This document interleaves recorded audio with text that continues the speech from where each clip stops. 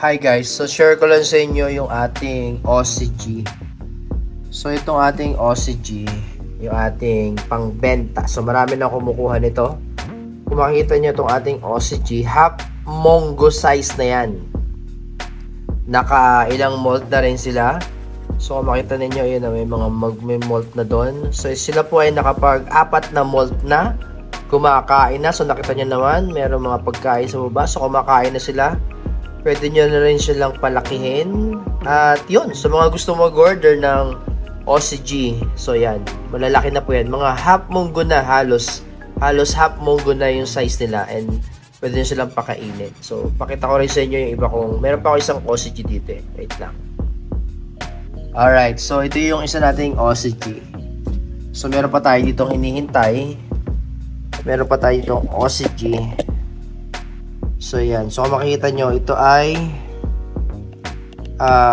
kakaano na ito, naglabasan, may mga lumabas na dyan. Ayan, nakita nyo may maliliit. Yun o, meron na lumabas. So dalawa na yung eggs natin ng OCG.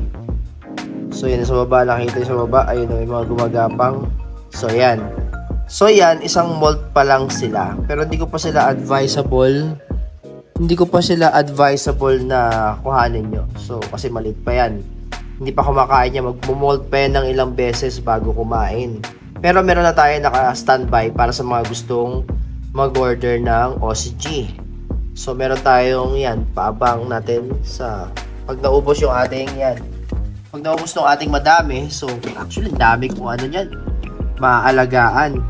Yan, mga kabakan, yung ating OC na kumakain na pero wala pa sa lalagyan. Yung mga nasa lalagyan, ayan, 200 pieces yung nalagay ko muna. And meron din tayong Japan. So yun yung ating Japan, yun na lang yung natira. Meron pa tayong 400 pieces ng Japan.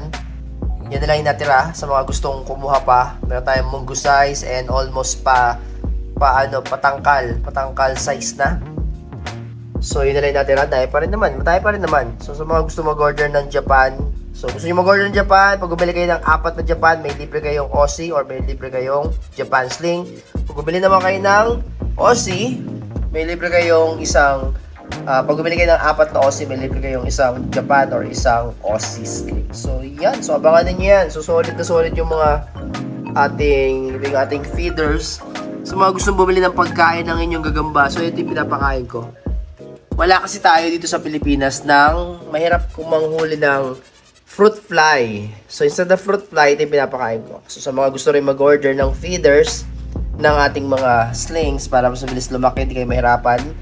So, mag-message lang kayo, order lang kayo sa akin. So, yun. So, sa mga gusto mag-order ng Aussie at ng Japan, napakaganda ng mga, ng mga parents. So, mag-order lang kayo, message nyo ako dito sa ating Facebook page. Salamat po.